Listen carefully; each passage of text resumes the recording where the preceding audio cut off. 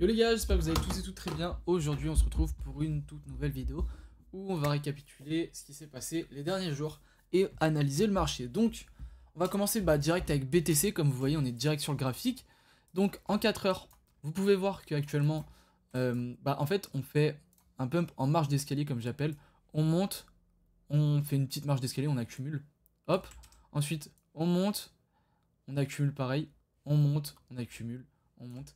Et en vrai, quand c'est comme ça, c'est bien en général parce que, bon, vous accumulez pas énormément de liquidité parce que on monte énormément en flèche.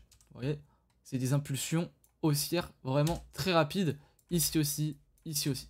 Maintenant, là où ça se complique, c'est que notre accumulation ici est en train de se transformer en plutôt AMD. Donc en gros là, on vient plutôt chercher des liquidités plutôt que de venir pump d'un coup. Vous voyez? Donc ça va être à surveiller durant les prochains jours. Mais franchement, pour moi, on est sur une zone de retournement.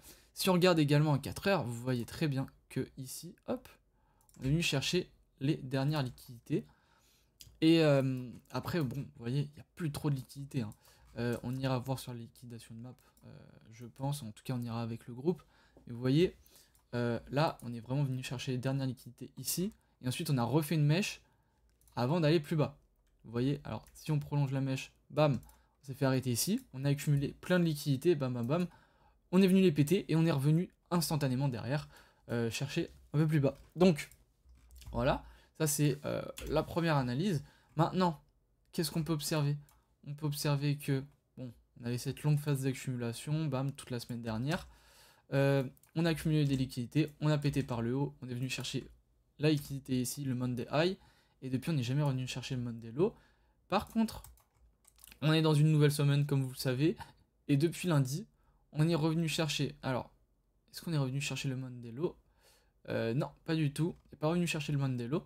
Par contre, on est venu chercher le Monday High encore une fois, donc c'est assez bien. Maintenant, est-ce qu'on va aller chercher le Monday Low de la semaine dernière? Je pense que c'est possible. Je pense surtout que là, on arrive à un top court terme, parce que je pense qu'on a quand même accumulé pas mal de liquidités.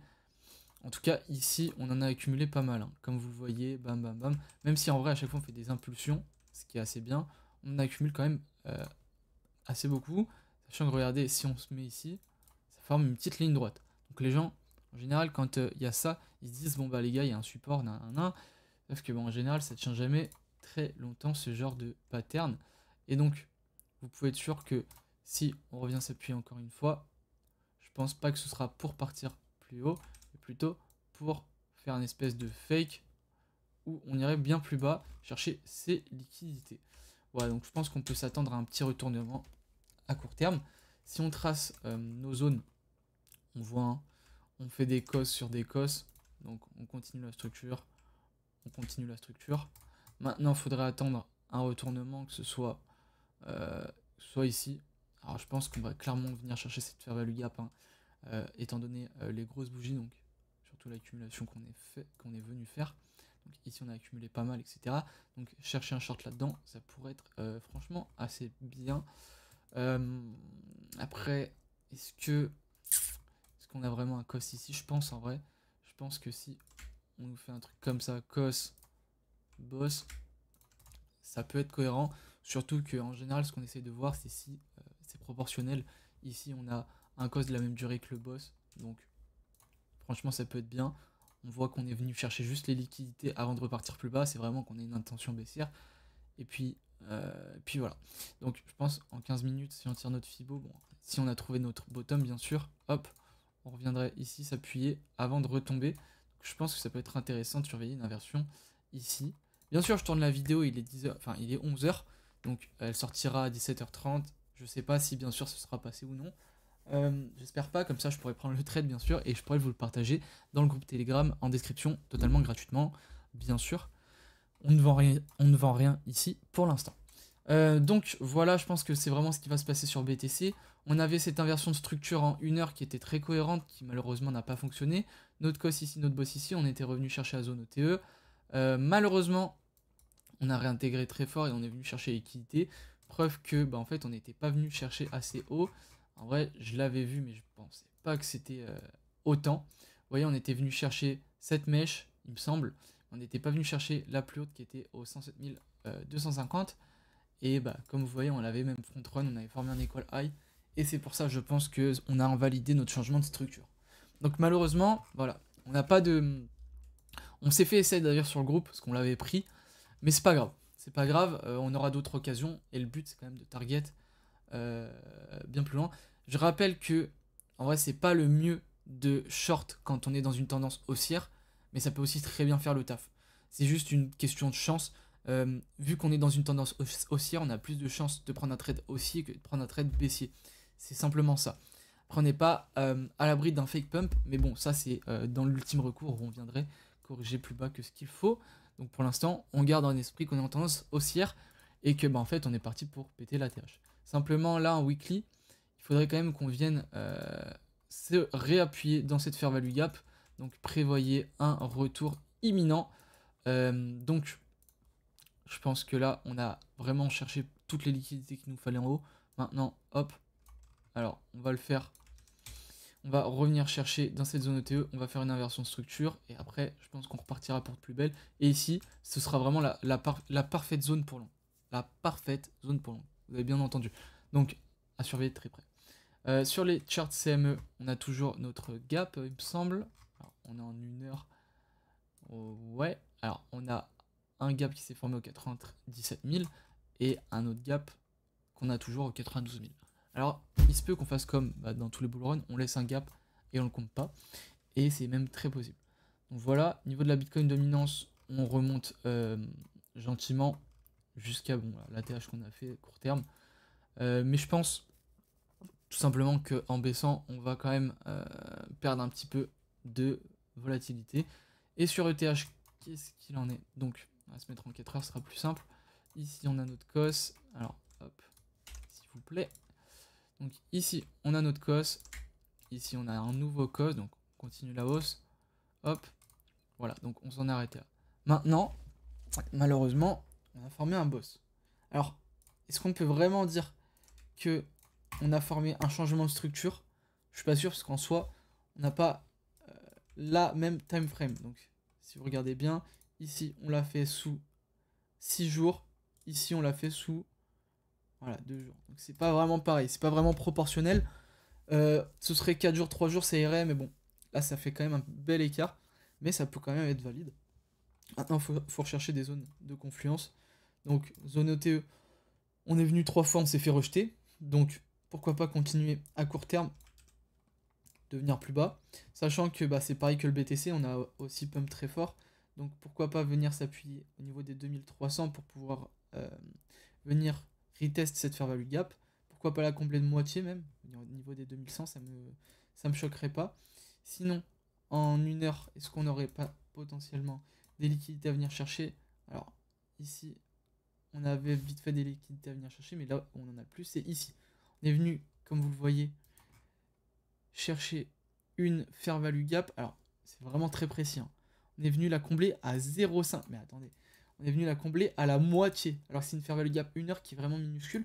Donc moi je pense que ça marque vraiment une vraie inversion ici. Qu'on ne partira potentiellement pas plus haut. À chaque fois, comme vous voyez, on laisse pas d'équal high. Il y en avait un ici, on est venu le sweep. Il y en avait un là, on est venu le sweep. Il y avait une fair value gap intacte ou touché un petit peu. On est venu également la récupérer. Donc voilà. Moi je pense que vraiment là on est sur une inversion. Maintenant, ce qui peut être intéressant de faire, ce serait d'attendre ici qu'on vienne plus bas, potentiellement faire une baisse, donc une impulsion avec une grosse bougie.